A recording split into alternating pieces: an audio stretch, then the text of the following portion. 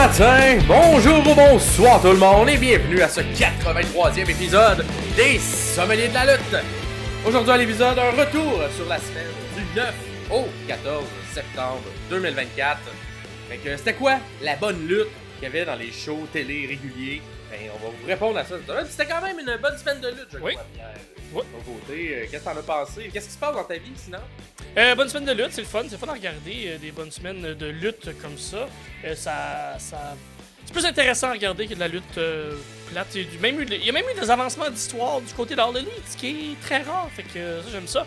Sinon, du côté humour, je vous rappelle que demain, vendredi, au bar Le Jockey dans Rosemont sur la rue Saint-Étique à Montréal, il y a un show d'humour qui s'appelle L'Humour avec moi et Maxime entre autres qui allons faire des jokes qui ont été écrites au courant de l'été, des nouvelles jokes, des jokes peut-être un peu moins nouvelles, mais il va y avoir des jokes, c'est certain. On va faire 15-20 minutes chaque avec deux autres personnes qui vont être là. Aussi, si jamais vous êtes intéressé, dans la description juste en bas, il y a le lien pour les billets. Fait que vous pouvez aller là directement acheter le billet. Et ben c'est pas mal ça qui se passe de mon côté. Sinon, je sais, on est mi-septembre, mais j'ai déjà commencé à vendre ou essayer de vendre des spectacles de Noël pour des parties de Noël. Alors, c'est tôt, mais c'est à peu près dans ce moment-là qu'il faut se prendre. Là, jamais trop tôt pour du booking, du corpo. Ouais. Exactement.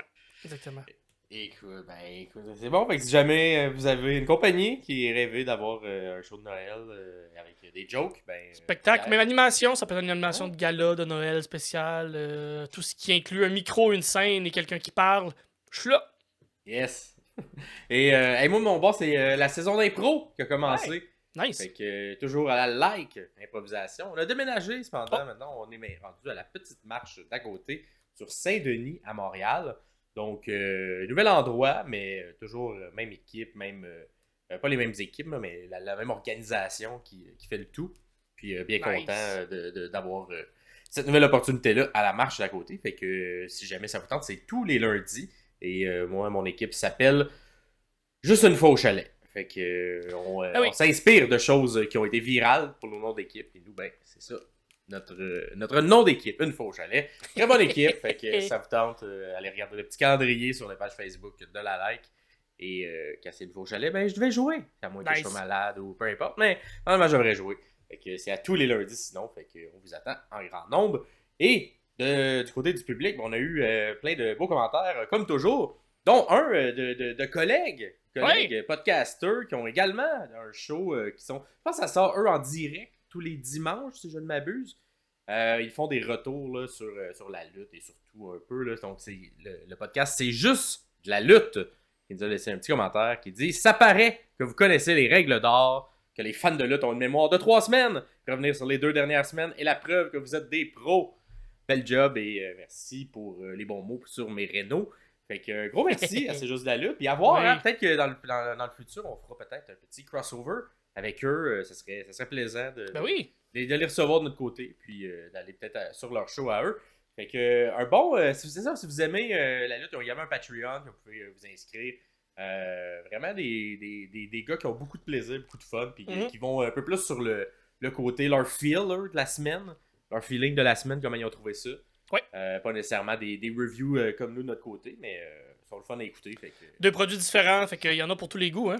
Ouais, puis c'est vrai que ça fait plus longtemps qu'ils sont là parce que leurs studios sont vraiment plus hauts que les autres. Ils sont pas sur Zoom. Ils sont pas sur Zoom, eux. Mais fait qu'allez les voir, allez les découvrir si vous les connaissez pas. C'est juste de la lutte.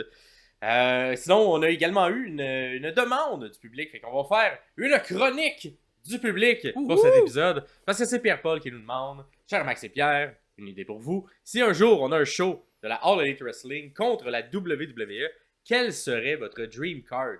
Notre carte de rêve pour ce spectacle, avec des matchs masculins et féminins par équipe, évidemment. Donc, on a chacun fait un peu notre truc. Fait on fait-tu ma carte par sur ta carte? Ou, je vais y aller avant parce que j'aime beaucoup tes match-ups. Moi, j'ai lu la question, puis j'ai été vraiment avec mes premiers feelings. Je me suis pas posé de questions, j'ai pas creusé plus loin, j'ai pas fait de recherche. J'ai pas allé checker dans le roster, voir qui pourrait être contre qui. Non, j'ai vraiment été. Fait là, quand je regarde ta liste à toi, parce que on a un document partagé qu'on regarde là, les deux ensemble, et t'as des bons match-ups. Fait que je vais aller avec le mien, qui est quand même très bon, là, on s'entend. Moi, j'aimerais beaucoup voir donc All Elite contre la WWE. Mettons que le Forbidden Door ouvre grand ses portes. Là. Ouais. Ça va peut-être arriver un jour, on sait pas. Peut-être, on sait pas. Ça serait malade, un événement spécial là, où il loue le plus grand. Où peut rentrer 300 000 personnes. Anyways. Ils louent une ville, puis là, ils mettent des. Ils enlèvent tout, puis ils mettent juste des sièges pour qu'on puisse voir. Là. Fait que dans le toute une Grand ville Canyon, entière. là, tout c'est haut, puis en tout cas. J'irai avec ce qui serait sûrement le main event, d'après moi, serait Roman Reigns contre John Moxley contre Seth Rollins. Donc, le Shield Eh oui. à l'intérieur. Il y a de l'histoire qui est racontée là. Le match, il pourrait avoir plein de clins d'œil, plein de Easter eggs sur tout leur passé. Ça serait du gros bonbon. J'ai mis un astérisque sur Seth parce que j'aimerais beaucoup voir juste Roman contre Mox toute seule. Et Seth Rollins, je l'ai plus bas dans mon classement aussi, dans mes mentions honorables. Donc, il est là 2 fois, c'est pour ça un petit astérix pour Seth Rollins. J'aimerais aussi voir en simple Bianca Belair contre Dr. Britt Baker, dit MD. J'ai l'impression que les deux sont très complémentaires ou peuvent très bien faire un très bon match ensemble. Là, une qui est plus athlétique, l'autre qui est un peu plus technique. Fait que je pense que ça peut être quelque chose de très, très intéressant. Sinon, Britt Baker, Bayley aussi, là, que ce serait complètement incroyable parce que les deux styles se ressemblent beaucoup. Mais j'y vais avec Belair et Baker. Pour les matchs en équipe, évidemment, le match que tout le monde veut voir, les Young Bucks contre les Usos. Eh oui. Allez-y. Racontez-nous quelque chose. Faites-nous un match là, de 30 minutes où c'est juste des super kicks. Tu sais, le match de Jericho contre Suzuki, où que le premier 10 minutes, c'était que des chops, mais les autres, que des super kicks. Ça serait complètement un vrai super kick party. Ouais. Sinon, dans mes mentions honorables, j'ai Perry contre Punk pour toute l'histoire qu'on connaît. L'histoire qui se construit tout seul. Et- On sait pas si. Punk, je pense que c'est capable d'être assez professionnel. Je sais pas Ouais. si Perry ravalerait Trop un bébé. peu son orgueil pour le faire. Mais peut-être qu'en Je sais vieillissant, pas. il va. Mais c'est certain que accepter. côté histoire, ça serait. Ben, magique. côté argent aussi, d'après moi, on ferait de l'argent avec ce match-là. Ouais, oh, ouais. Mention honorable toujours côté des femmes, Athena contre Bayley. Athena qui depuis 2 ans a trouvé son style, a Ouais. trouvé sa façon de lutter. Elle est beaucoup plus stiff qu'elle l'était à la WWE sous le pseudonyme Ember Moon. Donc j'aime beaucoup ce que Athena fait présentement. Contre Bayley qui peut jamais faire de mauvais match, je pense que ce serait un beau match. J'aimerais voir House of Black contre la Wyatt Six. Oui, très Dans intéressant un- ça. Un des match-ups Ouais. dans le côté spooky, un peu. Est-ce que ce serait un match cinématographique, un match no DQ? Il y aurait une gimmick autour de ça, c'est certain. Mais je sais pas exactement laquelle. Sinon, Asuka contre Hikaru Shida. Le bumping feed là-dedans, la vitesse d'exécution de ce match-là serait complètement débile. J'aimerais aussi voir Tonosuke Takeshita contre Sheamus. Ouais. Surtout Les là, gros là, monsieur qui aime Sheamus. ça, se Ouais. frapper de manière stiff, là. Ouais, c'est ça. Puis un de mes jeux de mots préférés, Charlotte à Élie Bergeron, qui a sorti ce jeu de mots-là il y a bien des années qu'on écoutait la vie, qui disait Sheamus, c'est drôle parce qu'il se frappe tout le temps Sheamus. Ça me fait bien rire. C'est que ça. Contre Takeshita, j'ai l'impression que présentement, Sheamus, il y a de la misère à donner des bons matchs. Là. Il est comme un niveau qui est très fun. Fait que contre Takeshita, qui est à peu près à la même place aussi, où il pourrait pas décevoir ces deux-là ensemble. Et je finirais avec, dans mes mentions honorables, Kenny Omega, fallait que je le place quelque part, contre Seth Rollins, ou Kenny Omega contre Cody Rhodes. J'ai une histoire là qui se raconte très facilement. Du côté de Seth Rollins, c'est parce qu'on a le meilleur contre le meilleur, et du côté de Cody, c'est parce qu'on a le gars de compagnie contre le gars de compagnie, les gros babyface. Donc je pense que c'est vers là que j'irais. Et aussi, promo pour promo, j'aimerais voir MJF contre Miz au micro pour voir le clash que ça pourrait donner. Fait que c'est ma liste, All Elite contre la WWE. Ça ressemble à ça pour moi, ça a vraiment été mes premières impressions. Là. Comme ça, je vous le donne. Est-ce que ça vous a plu? Ou pas? Ben, Laissez-nous vous savoir. le direz. Vous le direz. Sinon, ben, vous direz que c'est la mienne qui est plus plu. Bon. Déjà ton vote, Pierre. 4 plaies plus que ta propre liste. Ben, pas plus, c'est que j'aime beaucoup certains machins. Regarde, Ok, vas-y ok. là, vas-y là. Fait que moi, d'abord, je vais y aller avec un match qu'on a vu souvent. Ben, souvent. Ils se sont beaucoup croisés à l'époque de la New Japan en 2012 à 2015-2016 avec les deux kits. Ben, Okada est resté plus longtemps, mais Nakamura est venu en Amérique du Nord. Mais on aurait justement un match entre Okada et Nakamura, mais cette fois-ci, dans un contexte nord-américain, dans un contexte de compagnie un peu plus mondial. Fait que pas de la lutte nécessairement semblable à ce qu'ils nous ont déjà donné, mais ils ont déjà été en équipe. Quand même. Ils ont déjà été un contre l'autre. Ouais. déjà sorti beaucoup de matchs à 5 étoiles à travers les années. Fait que je serais curieux de les voir un peu plus vieux dans leur carrière, les deux. Et dans un contexte aussi nord-américain, comment ça serait reçu. Fait que, ouais, ce match-là. Bien. Ensuite, côté féminin, moi j'ai Britt Baker contre Bayley. Parce que surtout une Britt méchante avec une Bayley gentille, j'ai l'impression que ça pourrait faire un bon clash. Puis peut-être faire ressortir quelque chose qu'on a rarement vu du côté de Bayley, un côté un peu plus agressif, violent. Ouais. Peut-être, tu sais, si un moment donné Bayley se fait ouvrir, tout ça, d'après moi, ça aurait beaucoup d'impact. Ah, oui, et dans un match comme ça, ça pourrait peut-être arriver avec Britt qui est un peu plus dans ce style-là. Fait que j'aimerais bien voir ça. Moi aussi, pas le choix, les matchs par équipe, j'ai les Young Bucks contre les Usos, mais pas seulement. Moi, je vais rajouter à ça FTR et New Day dans un match à échelle à 4 équipes. Ça serait tout feu tout flamme, ça serait quelque chose. Les 4 plus grosses équipes, je pense, des années après 2000. Fait que, quand même, quelque chose qui pourrait assurément sortir un équipe quand même endiablé de tout ça. Ensuite, côté le match pour. Je me suis demandé qui est les deux meilleurs workers overall in the ring, si on veut, qui est les meilleurs. Même réflexion. Fait que j'ai été avec Omega, avec Seth Rollins, un match 1 contre 1 pour la carte. Fait que ça ressemble également à un de tes matchs aussi. Pour ce qui est des deux grosses stars, fait que là, de ce côté-là, j'ai été avec Roman Reigns, évidemment, du côté de la WWE, mais Will Ospreay du côté de la All Elite Wrestling. Un affrontement, je pense, qui pourrait être très, très, très intéressant. Parce que deux styles quand même différents, mais j'ai l'impression que ça pourrait faire un excellent match-up entre les deux. Je pense que oui. Pour les changements de rythme qu'il pourrait avoir dans ce match-là. Dans la même idée, je l'ai pas mis dans mon... je l'avais déjà assez, là, puis fallait faire des choix, mais un Ospreay Kevin Owens, dans la même optique, je pense, pourrait fonctionner justement avec les deux clashs de style. Mais Kevin Owens est peut-être capable de plus suivre en vitesse que Roman, qui a tendance à toujours ralentir le match. Mais il pourrait sortir des gros spots un peu plus. Mais un peu dans la même optique, là, les deux clashs de ce côté-là. J'aimerais bien ça, voir ça aussi.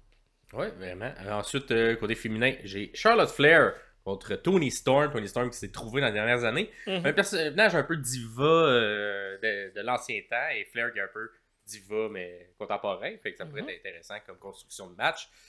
Côté match in ring, moi j'ai Athena avec Belair et Jade. Fait que Jade qui fait un peu le pont entre les deux compagnies. Belair, 100% de WWE. Athena qui a fait un peu le pont, mais qui est plus ressorti du côté de la All Elite Wrestling. Ouais. Et finalement, en main event, j'aurais quelque chose de gros. Quelque chose qu'on n'aura probablement pas, mais qui sait. MJF contre Monsieur The Rock. Juste pour la construction de ce match-là, ce serait incroyable.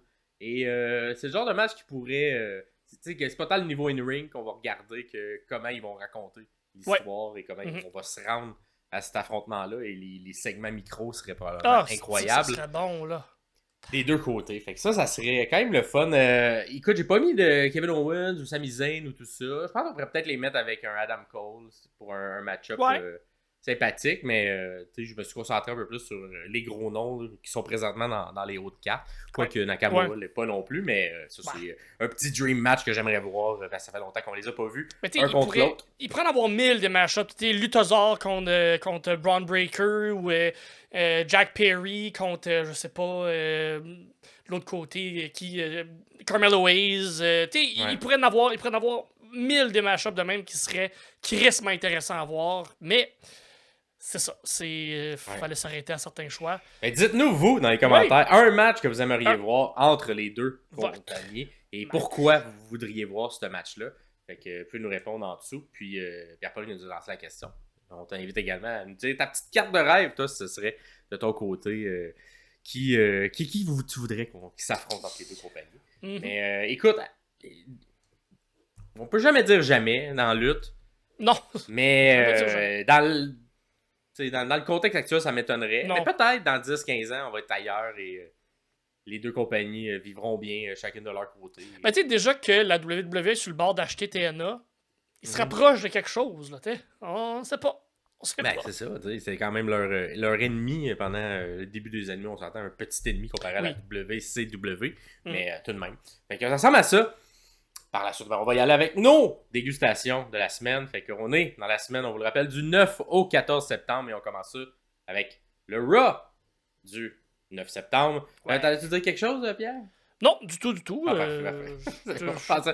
Vas-y. Je pensais que je te coupais dans quelque chose. Écoute, on a commencé ce Raw-là avec la Wyatt Six Ah, qui mon a Dieu, affronté m'attendais pas à ça. American Made. Asti. C'était un match... Est-ce que c'était le match qui allait clore cette rivalité-là? Peut-être. Pense que oui. C'est une espèce de bonne fin dans un match Mais on a rien- Street Fight où on tout le a- monde était impliqué. Mais on n'a pas.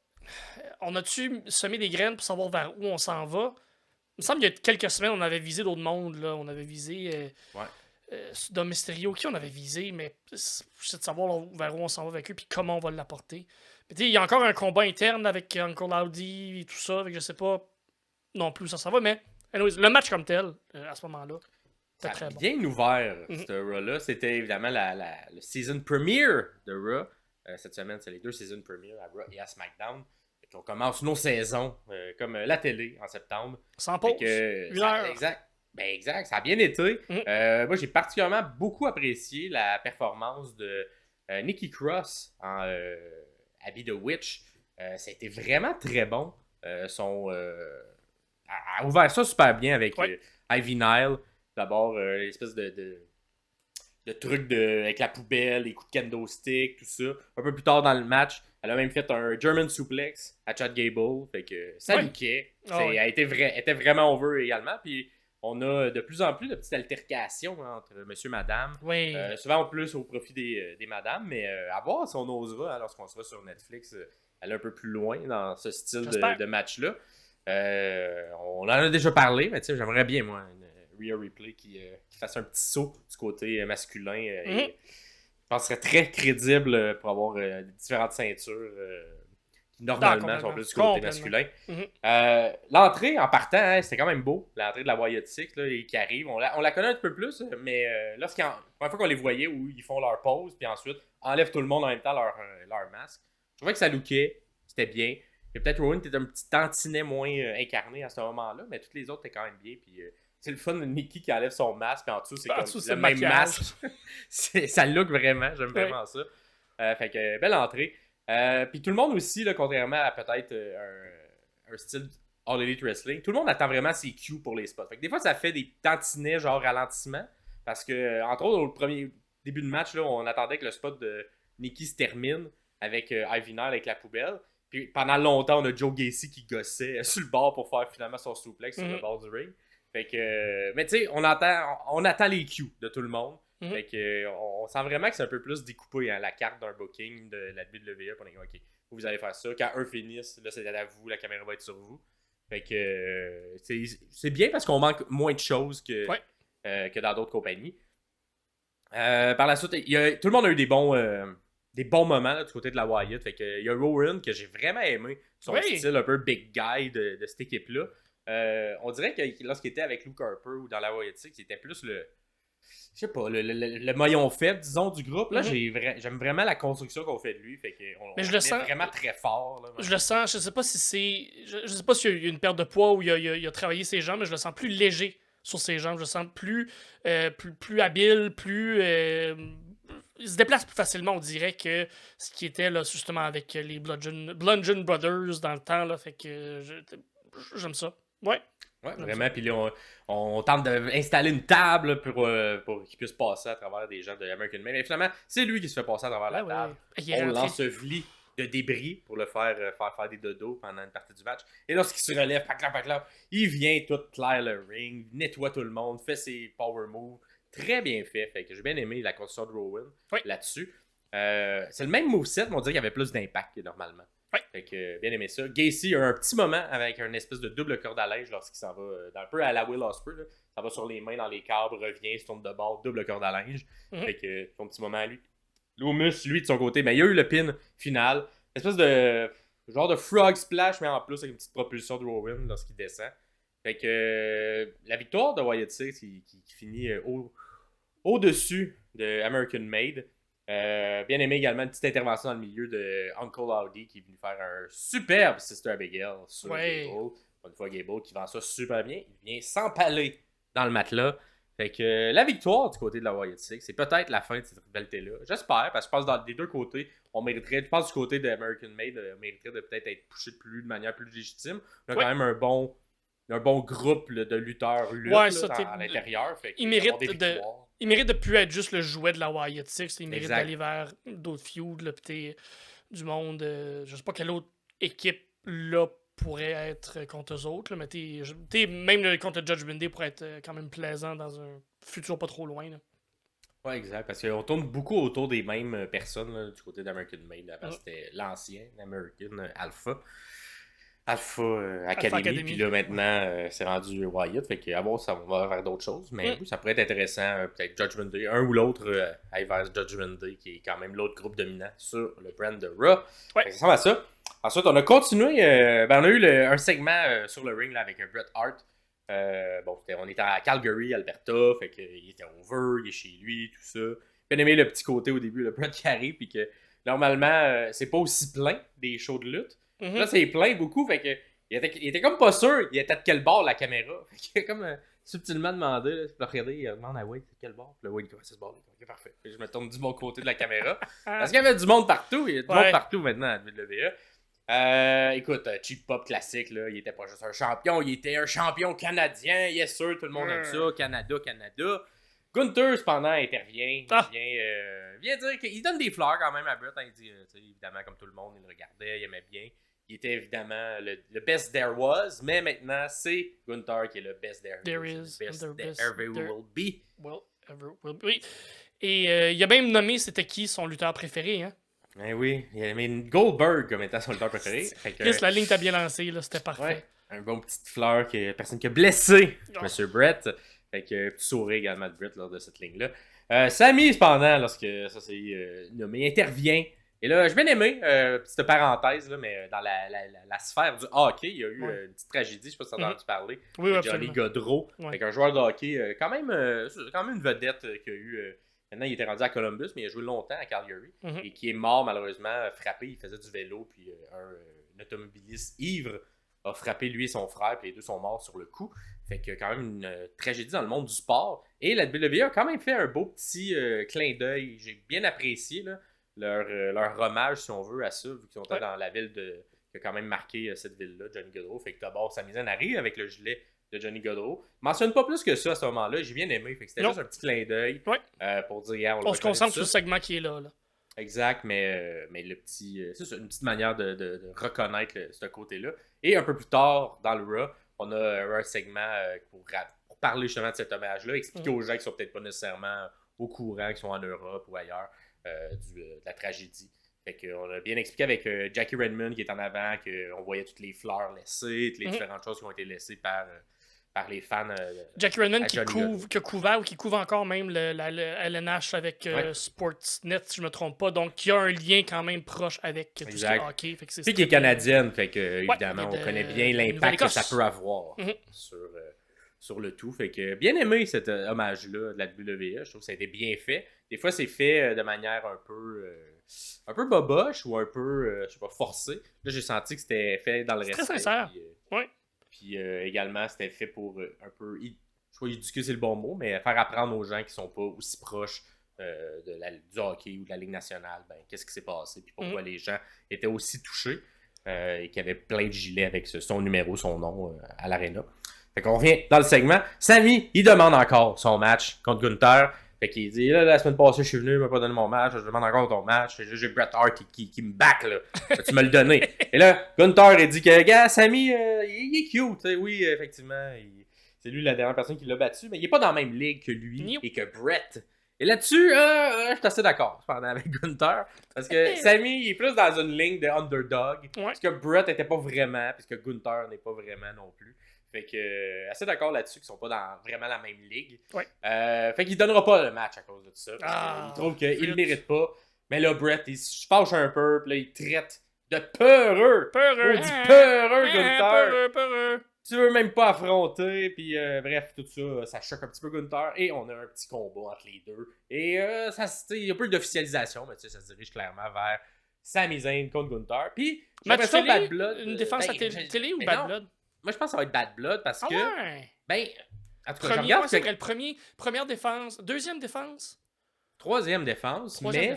Mais c'est celui qui a battu. Puis, tu sais, Bad Blood, on dirait que tous les matchs présentement ont une saveur de rivalité Et la rivalité, ou entre guillemets, le truc qui a été le plus marquant avec Gunther dans la dernière année, c'est pas Chad Gable, c'est Sami Zayn. Sami Zayn qui a Fait perdu. que, Ouais. Chad qui a Gable, le battu. premier pin en je sais pas combien de temps, et Sami Zayn qui lui a carrément pris la ceinture. Ouais. C'est vrai. Fait que j'ai l'impression que l'aura de l'entièreté du PLE sera autour de rivalités qu'on suit depuis quelques mois. Et celle qui fait le plus de sens pour Gunther, c'est Sami Zayn. Absolument. D'après moi, on s'en va au Comme PLE. ça. On va voir si ça sera confirmé dans les prochains jours, prochaines semaines. Peut-être pour vous, ça l'est déjà confirmé, parce que nous, on n'a pas encore vu les Raw et les SmackDown de cette semaine. Nope. SmackDown est demain, mais on n'a pas vu le Raw qui a passé. Vous Oui. avez vu. Ensuite, on a eu un segment backstage, j'en ai parlé lors du dernier épisode, mais encore apprécié le petit commentaire autour de Pete Dunne. Fait qu'on a Braun Breaker, parce que Braun Breaker va un peu teaser tous les gens qui sont dans le match main event qui s'en va contre lui. Puis là, il va voir Pete Dunne, puis il est comme c'est quoi déjà ton vieux nom? Puis il fait non, appelle-moi pas comme ça. Fait que j'ai vraiment l'impression qu'on installe quelque chose autour du personnage de Pete Dunne. J'ai hâte de voir ça va donner quoi, mais j'aime ça en ce moment. Est-ce qu'on aura un côté un peu comme quand Stardust se faisait crier Cody et réagissait après de la foule? Est-ce qu'on aura l'effet inverse? Les gens vont commencer à crier Butch pendant les matchs Ça de va le Pete mettre en Dunne. esti, puis là, il joue là-dessus, puis Exact. de façon d'être un méchant agressif. Ouais, Peut-être. fait que, on va voir, mais on continue de marteler cette ligne-là, cette ligne scénaristique-là. Fait que j'aime quand même ça. Breaker, je tiens à le mentionner, belle aisance au micro dans ces segments-là backstage. J'aime vraiment la construction du personnage qu'on est en train d'y faire. Tu sais, dans les dernières semaines, il vient comme être l'espèce de jeune cocky. Tu sais, un peu à la... C'est pas de la même manière qu'Orton le faisait, parce qu'il est plus badass un peu que comment Orton le faisait en début de carrière, mais il est très, un peu imbu de lui-même, très confiant, et je trouve que ça y va bien, ce personnage-là, comme champion, puis comme personne à abattre, si on veut. Fait que, tu sais, que ce soit des Strowman qui sont un peu plus des vétérans, ou des gens comme Pete Dunne qui sont plus des gens qui commencent comme lui, vient toujours un peu les narguer, puis dire vous êtes chanceux de ne pas avoir été sur mon chemin, parce que vous seriez pas bon sinon.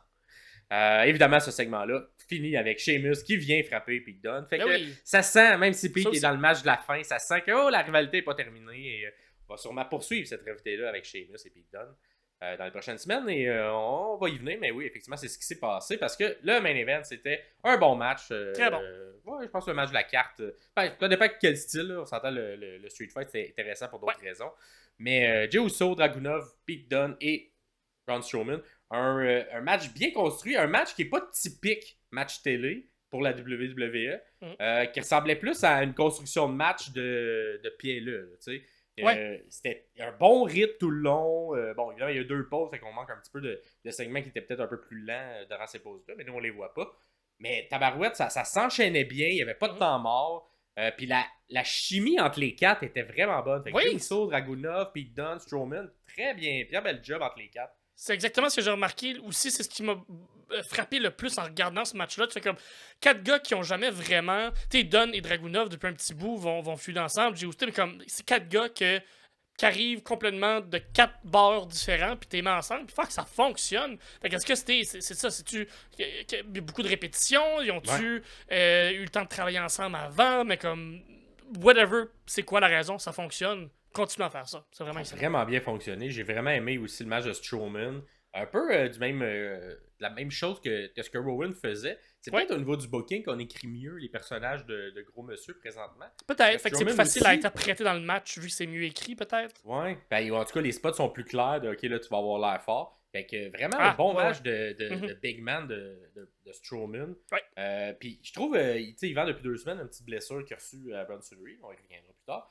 Puis il avant bien aussi, cette blessure-là. Ouais. Il est comme dominant, mais à chaque fois qu'il y a un peu des mouvements à faire, il se la pogne un peu, puis il sell bien. Là, on n'est pas, on est loin du Strowman des premières années. Et il a de la misère à vendre un sou. Quand il faisait faire du no-sell parce que c'est juste ça qu'il était capable de faire. Maintenant, il vend un petit peu mieux bien. En tout cas, il vend bien cette côte-là. Puis la côte, c'est pas quelque chose qu'on vend souvent, surtout pour des big men. Fait que c'est bien fait. Dragunov, évidemment, toujours aussi bon, toujours aussi intense. Des bons segments. Là, tout rentre pour lui. Là. Le coup de pied dans le coin, là, un peu. Qui faisait ça, genre, Sane, un peu, il fait Oluva Kick, mais tu sais, MVP aussi avait un peu un mouvement comme ça, là, mais tu sais, il rentre, là, ce coup de poing-là, puis là, quand il atterrit dans les cordes, là, tu sais, son intensité dans sa face, ça fonctionne vraiment bien, ces mouvements-là, pour Dragunov.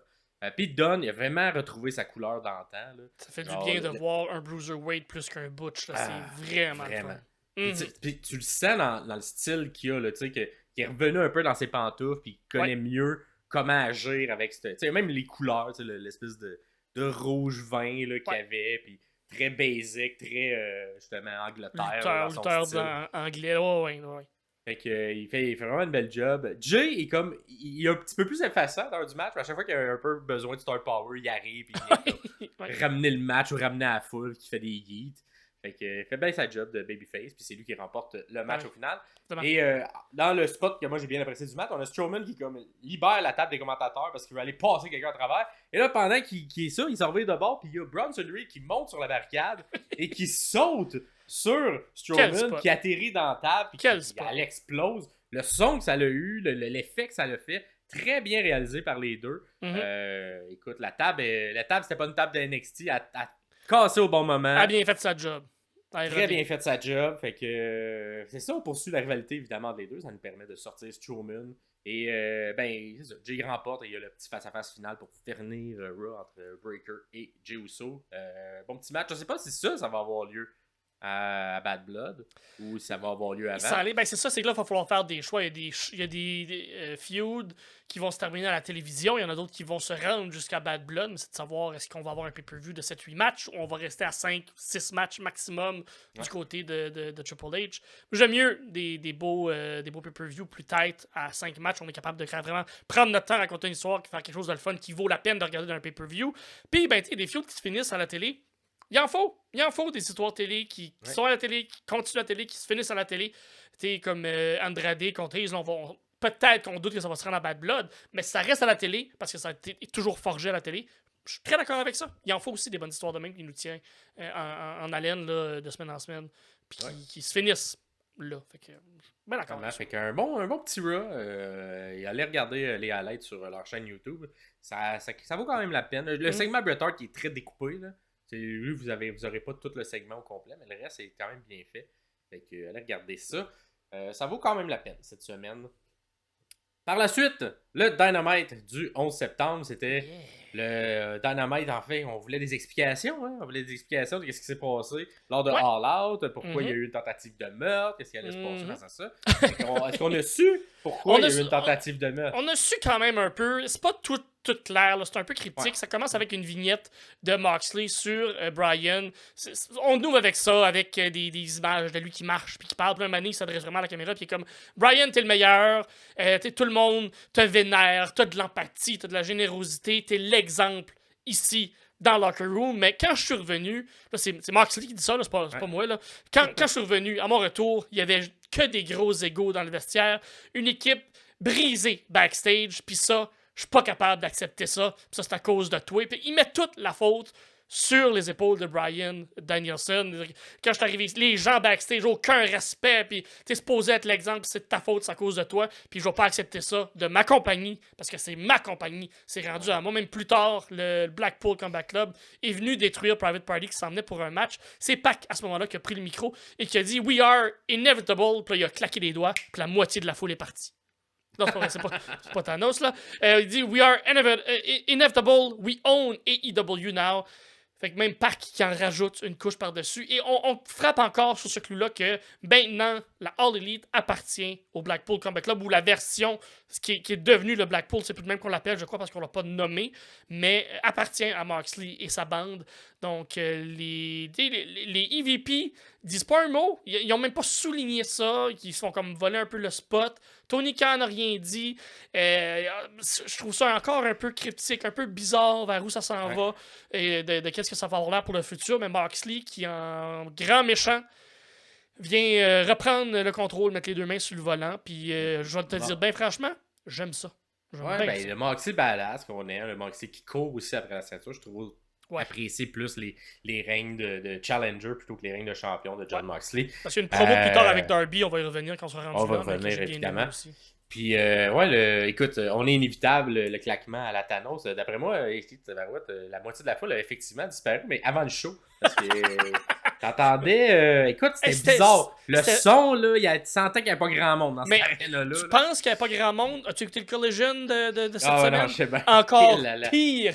Non, ça faisait un peu incroyable. comme à Montréal, là, qu'il n'y a pas resté grand monde pour les tapings. Moi, dans tout ça, j'essaie de comprendre. Il a comme mentionné, genre, on a comme le même mentor, je sais pas trop. Là, je pense qu'il parlait de William Regal. Ouais. De genre, on est vraiment différents, mais on vient de la même place. Mais lui, il t'appréciait bien plus que moi. La jalousie un peu derrière ça, pareil. Exact. Fait, on dirait que c'était comme leur raison d'expliquer, genre, on saillissait dès le départ, là. On dirait que c'est ça qu'ils ont voulu faire. Là, genre. On s'est alliés parce depuis que... le début, mais ouais, c'est ça. On était en paix temporaire parce qu'on était dans le même clan, genre. Mais un peu comme on l'a expliqué lors de notre review de All Out, j'ai quand même pas compris pourquoi on... Le meurtre? Ouais, pourquoi le meurtre? Pourquoi aussi intense on veut tuer quelqu'un? Et à travers l'épisode, peut-être on va y venir après le segment de... On va reparler après le segment de Darby, ouais. Je te dirai c'est quoi ma théorie face à ça. Parfait, excellent.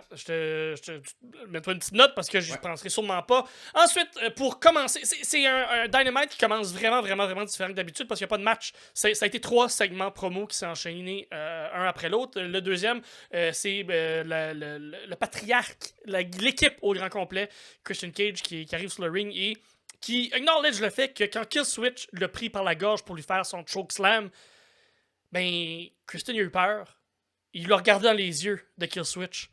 Puis finalement, il l'a vu. Il l'a vu. La lumière qui s'est éteindue dans ses yeux. L'âme est partie. Là, il pouvait le contrôler. Ah, c'est que c'était bon. Là. C'était... Parce que tu penses qu'il va aller quelque part, puis il s'en va complètement ailleurs. Puis là, j'ai l'impression que Luthazor est vraiment, vraiment rendu Killswitch, là, parce que c'est ça son personnage maintenant. Là. Même si il y a des chants de Luthazor, puis il se bouche les oreilles, puis comme non, je veux pas entendre ça, je veux pas entendre ça. Fait que c'est vraiment bon. Il y a ça qui s'est passé. Il continue par brag pour le contrat. Envoie chier un peu Danielson par la bande aussi. Puis il dit que All Out, c'était juste pas le bon moment pour cacher in. Pas comme s'il avait eu peur. Ça, mais il était juste comme non, c'était pas le bon moment. Je vais choisir mon moment. Et c'était pas à All Out. J'ai trouvé ça vraiment bon. Du heel work. Moi, j'aurais peut-être ajouté une phrase pour expliquer pourquoi je suis pas revenu après qu'il soit mort. Ah oui, ok, parce que comme méchant, il aurait pu faire. Il est mort, moi, je veux être un exemple pour mon fils Wayne. Fait que, tu sais, je vais certainement pas cacher sur quelqu'un qui est à moitié mort à terre. Ouais. Puis c'est exactement ce qu'il va faire 2 mois plus tard. Là. Exact. Tu sais, l'affaire heelish un peu, puis jouer sur le côté que j'étais un bon modèle paternel à cause de ça. Je pense que j'aurais rajouté une ligne comme ça, parce que c'est comme le trou dans l'histoire de pourquoi t'es pas revenu après, que moi, au niveau kayfabe de la lutte, je comprends pas. Fait que j'aurais peut-être mis juste une ligne comme ça. Qui aurait fonctionné avec le personnage aussi. Je pense que oui. Ils auraient fait sourire aussi qu'ils disent ça. Ben oui, ça fonctionnait. Fait que, après ça, on a eu un autre segment. René avec Hangman. Mais peu importe, là, Hangman qui a fait une très bonne promo. Mais ça fait partie des 3 segments du début. Ça vaut la peine de tout regarder ça. Par la suite, c'est Sammy Guevara contre Ricochet. Je sais pas, Maxime, si tu regardes autour de toi là, dans ta chambre, est-ce que tu vois un éléphant? Non, il n'y en a pas. Non, il n'y en a pas, mais je vais quand même le souligner, l'éléphant qui est dans la pièce. Sammy Guevara contre Ricochet. C'était-tu bon? Oui, c'était bon. Moi, j'ai pas aimé ça. Ah ouais? Mais moi, j'ai quand même aimé ça, mais du côté de Ricochet, j'ai aimé ça. Ok, ouais, et Sammy, je l'ai trouvé un tantinet plus incarné que les dernières fois que je l'ai vu. Oui. Mais on a le droit de pas être d'accord. Oui, absolument. Je m'attendais tellement à plus... Ils n'ont pas eu beaucoup de temps aussi, là. Ça a duré quelque chose comme 8 minutes. Ils ont fait quelques spots, puis ça a fini. Là. Je pense qu'on installe une histoire plus qu'autre chose avec ce match-là, parce que j'ai l'impression que c'est un match qui pourrait voler la vedette sur un pay-per-view. Là. C'est à quel point ces 2 lutteurs-là ont le talent. Mais c'est ça, il y a quelque chose, je trouve, qui collait pas. Je sais pas si c'est le manque d'histoire, si tu Sammy, si tu Ricochet. Ricochet a été excellent, même qu'il a très bien leadé ce match-là. Bon, on le voyait que c'est lui qui contrôlait vraiment tout. Moi, j'ai préféré ce booking-là de Ricochet, qui est moins... je sais, tu sais, il est moins en plastique, là. Il est moins en caoutchouc, puis il revole partout. Fait il fait ses mouvements, puis il a pas mal après avoir fait ses mouvements. Moi, ça...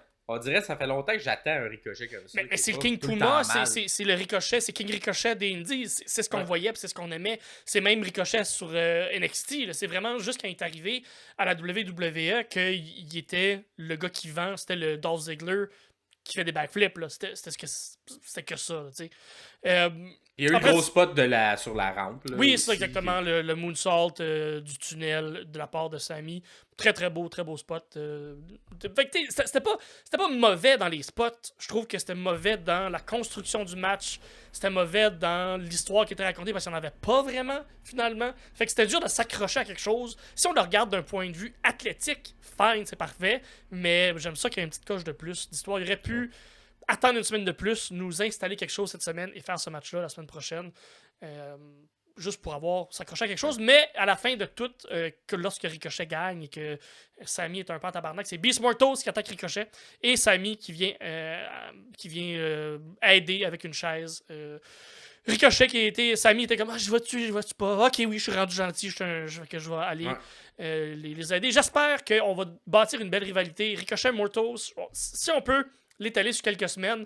J'ai comme exemple Andrade et Hayes, la façon que ça a été bâti avec des matchs de lutte. J'aimerais ça qu'on fasse un peu la même chose avec Mortos et Ricochet parce que c'est pas des gars qui vont bâtir une histoire au micro, c'est des gars qui vont bâtir une histoire dans le ring. Fait que ça, on peut faire quelque chose avec Mortos et Ricochet de cette façon-là. J'aimerais vraiment ça. Parce qu'ils ont le potentiel et le talent pour le faire dans le ring, c'est sûr. Ouais. Mais tu vois, moi, au niveau du in-ring, il y a quelques segments que j'ai bien apprécié dans ce match-là. Entre autres, il y a comme Ricochet qui demande à la foule un peu de se tasser. Oui, dans le coin. Parce que là, exact, du coin, puis il saute d'une barricade à l'autre barricade en flippant par en avant. Oui. Écoute, je trouvais que ça faisait très Will Ospreay comme mouvement. Oui. Puis c'était difficile quand même à faire. Avec également des moldus qui sont dans le chemin. Fait que ça a été long, moi, qui se tasse. Il l'a répété souvent. Ah oui, il était comme pensé. Mais on dirait que les gens comprenaient pas. Mais qu'est-ce qu'il va faire? Qu'est-ce qu'il va faire? À la fin, il était juste comme, penche-toi sur le côté. Puis l'autre mouvement, j'ai bien apprécié. C'était comme il y a eu une espèce de switch dans les airs qui s'est transformé en Canadian Destroyer. Ah oui, c'était beau, ça. Tabarouette que j'ai pas encore tout compris comment il a réussi à le faire de manière fluide comme ça dans les airs. Mais c'était vraiment très beau. Ouais. Puis un beau kick-out après un gros cutter en springboard de Sami. Ouais. J'ai bien aimé son kick-out là-dessus. Fait que ça, c'est comme les petits mouvements que j'avais appréciés moi, de ce match-là. Puis, ouais, écoute, je comprends. C'est vrai qu'il n'y avait pas de construction puis pas beaucoup de storytelling à l'intérieur du match. Mais au niveau de la lutte, j'ai quand même vu plus de cordes à l'arc de Ricochet que ce que je voyais à la All Elite. Puis je sentais plus la créativité. Fait qu'on dirait que ça m'a comme fait j'ai encore espoir que Ricochet il soit capable de pousser de ses limites. Tu sais, dans la façon que j'imagine qu'ils sont en train de travailler présentement, c'est leur donner les lettres de noblesse à Ricochet. Donc, qu'il retrouve ses repères, qu'il soit capable de refaire les miracles qu'il faisait sur l'Indies. Fait que je pense qu'on est en train de tranquillement. Le in-ring time à l'All Elite, c'est à la télé. Fait que c'est là qu'il va aller rechercher ces bonnes vieilles pantoufles des Indies. C'est juste qu'on va le voir à la télé. Fait que, non, ce côté-là, je suis d'accord. Puis on bâtit aussi pour un futur opposant à Will Ospreay. Fait que on n'a pas le choix de le faire passer par ce genre de match-là. Fait que, oui, il va peut-être en avoir d'autres aussi. Puis c'est j'ai l'impression que Beast Morto est le prochain. Oui, c'est sûr. Puis ça va faire. J'ai l'impression que si on peut nous donner une semaine d'histoire avant de booker ça pour la semaine prochaine, je pense que ça peut rajouter une couche pour le match qu'on pourrait donner ou donner l'heure 20 minutes au lieu de 8. Là. Ça aussi, peut faire une différence. Tu sais, il y a un segment micro qui explique une mini rivalité de pourquoi ils s'aimeraient pas. C'est facile, là. Faites juste ça. Là. C'est pas compliqué à faire. Là. Mais c'est où les meilleures luttes, hein? Fait que la lutte. Par contre, ce qui n'était pas lutte dans ce Dynamite-là, c'est Moxley qui revient finalement pour un troisième segment. Moxley, il est partout. Ouais. C'est vraiment sa compagnie maintenant parce qu'il est vraiment partout. Darby qui arrive, en fait, c'est Darby qui est là puis qui fait comme « Hey, Moxley, viens dans le ring » puis qui regarde par la foule parce que c'est par là que Moxley regarde. Je sais pas pourquoi ça me fait rire. Qui fait juste comme « Viens » puis il regarde dans la foule. Les deux, un en face de l'autre dans le ring avec Marina Shafir qui est à côté qui a l'air épeurante, ça, madame-là. Là, je voudrais pas me battre contre elle. On peut comprendre pourquoi elle est tout le temps là aussi. Ouais, on sait pas pourquoi elle est là non plus, mais elle est là. C'est les muscles de Moxley. Puis ça fait du sens, ça, je trouve ça cool. Darby qui admirait beaucoup, qui continue à admirer Moxley. Ils ont lutté pour la première fois dans un gym d'école et c'est ce qu'il admirait du côté de Moxley, c'est qu'il aime la lutte pour de vrai. Darby lui donne ça. comme t'es un vrai passionné, tu t'en fous que ce soit dans un aréna, tu t'en fous que ce soit dans un gym, dans une école secondaire, dans le fond d'un village, t'es là pour lutter. Et la première fois qu'ils se sont rencontrés dans le ring, c'était justement dans une école secondaire, dans un gymnase. Puis là, Darby est comme, mais pourquoi tu me call out depuis 2 semaines? Pourquoi tu veux qu'on se pogne? Puis moi, c'est comme, mais t'es pas prêt, le jeune. J'ai besoin que tu me donnes. En fait, non. Il dit, tu vas me donner ton title shot, ta chance au titre. Puis, fait que Darby qui est comme, t'es fou. T'as-tu recommencé à boire? Ça va-tu? T'es-tu correct? Faut que tu mérites ta chance au titre. Fait que non. Je te le donne pas. Puis là, Moxley est comme, OK, c'est correct. Je respecte ça. On est pareils toutes les deux. Parfait. Fait que ça va être toi contre moi à Grand Slam pour la chance au titre. Puis je vais encore une fois te donner une leçon, le jeune. Fait que beau petit segment, beau petit moment. Puis ça explique le match qui va suivre pour Grand Slam. Fait que je pas ça.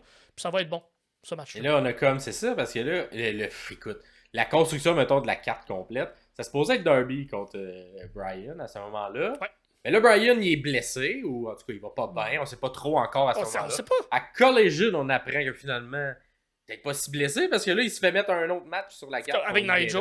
Nigel, ouais, comme. Ben, moi, j'ai pas compris ce booking-là. Nigel qui passe par-dessus tout le monde. Ben, écoute, c'est que, de ce que j'ai compris, il passe pas par-dessus, mais là, comme il n'y a plus de match, Bryan, il a été voir Tony Khan, puis il a fait, ben là, je peux-tu finir ma rivalité avec que j'ai depuis genre 10 ans? Puis là, il a dit OK. Fait que c'est que ça, je comprends.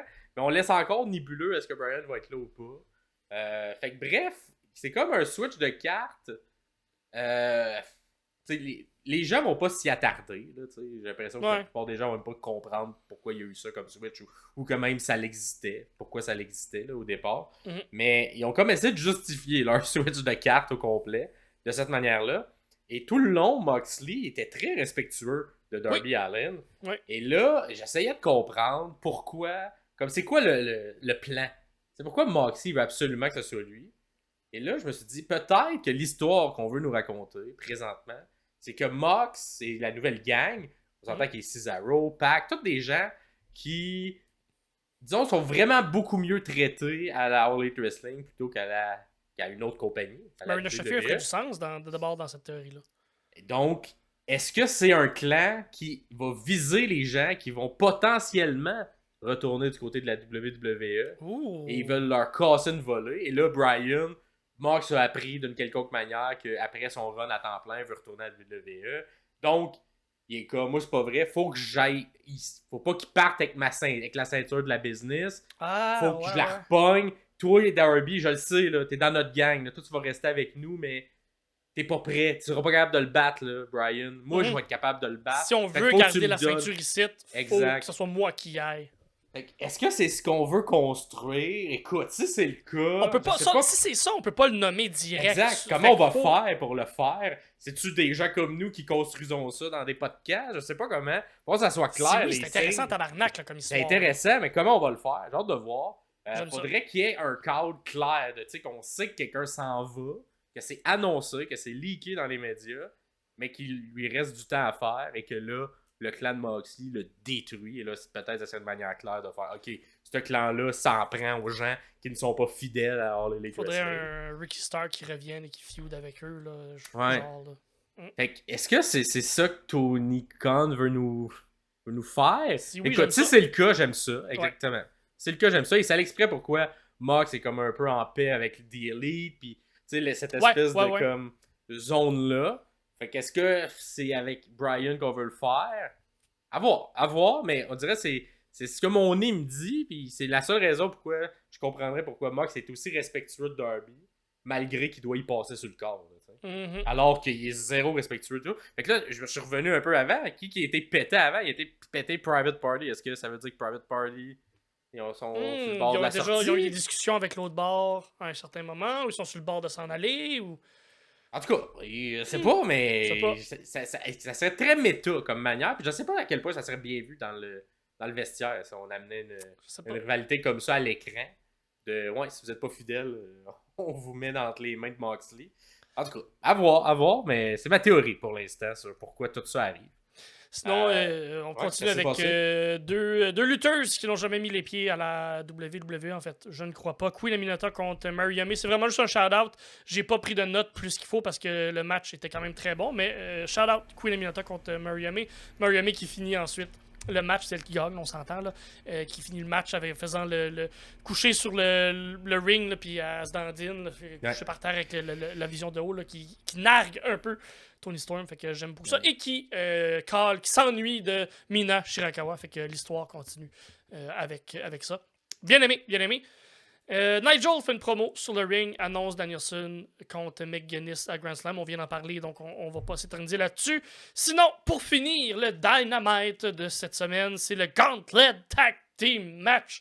Casino, Ça va, là, les gauntlets, c'est le fun, mais à un moment donné, revenez-en, là, vous allez brûler le concept, puis on va se tanner. Là, c'est ça, là, vous le mettez beaucoup, puis là, on dirait que ça fonctionnait moins dans un contexte de tag team aussi. Je suis complètement d'accord. Je suis en même place. Ouais. Je suis en même place. Mais quand même un bon match. Ouais, c'est quand même un bon match. On va passer tous les gens qui étaient impliqués là-dedans. C'est les Young Bucks qui commencent une petite promo qui font comme c'est le tag team, c'est nous autres les champions, puis on veut les meilleurs, et blablabla. Bla. Leur musique, ils rentrent entre les deux tunnels. Vous connaissez la chanson, bien évidemment. Et s'assoient au haut de la rampe avec des chaises pour voir tout ce qui va se passer. FTR sont les premières entrées, suivies de Ospreay et Fletcher. La seule qui n'est pas une vraie équipe. J'y reviendrai à la fin. Belle chimie entre Will et Cash. J'ai vraiment aimé ça. Ça c'était très, très, très fluide. Soit que les gars, je pense que se respectent beaucoup parce que quand t'as le respect, ça paraît de cette façon-là avec la fluidité et tout ça. Ospreay il y a eu un powerbomb de Cash, oui, sur. Pas de Cash, oui, de Dax sur Will Ospreay. Le genre de finisher là, que Dax fait, qui fait rebondir sur les cordes, puis après qu'il lance à terre. Puis c'est comme si Ospreay s'est donné un coup pour voler sur le dos, comme trop tôt. Il est encore trop haut, puis tabarnak, il est tombé haut sur sa nuque. Ça look, là, ça a l'air dévastateur, mais si boire, ça fait peur. En plus, 3 secondes après, il le remonte en replay. Tu fais comment on reste assez, là, ce bout-là, là. Ça va, là. Fait que, très beau spot. Manque de communication entre Ospreay et Fletcher. Je pense qu'on nous montre à l'écran que, justement, c'est pas un vrai tag team. Fait que quelques petites erreurs comme ça qui sont mis ensemble. Ils étaient ensemble dans...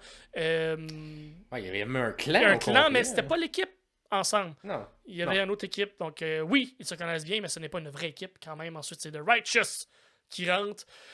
Fletcher et Dutch font un couple de beaux moves, mais c'est pas mal tout, là, The Righteous. Comment on dirait ça? Il était très... Calice.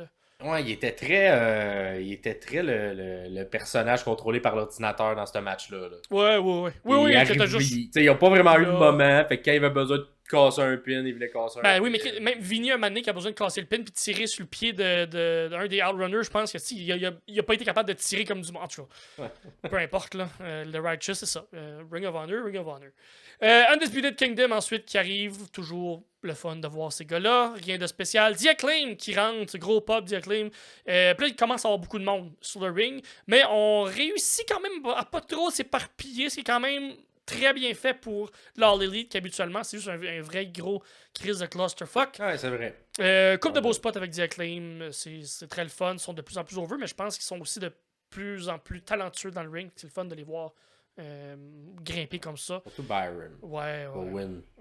Bowen qui est, je pense, une petite coche au-dessus, côté talent dans le ring. MXM, qui, c'est le même qui les nomme, MXM, Maximum Male Model qui est là, les feux Maximum Male Model qui rentre. Belle entrée, super belle petite vitrine pour l'équipe qui ont eu quelques bons petits moves. Ça va devenir de très bons mid-cards, ça peut être très très le fun. Je sais pas à quel point ils vont avoir une run avec un titre de la All Elite. Peut-être le Ring of Honor, qui sait. Mais très bon.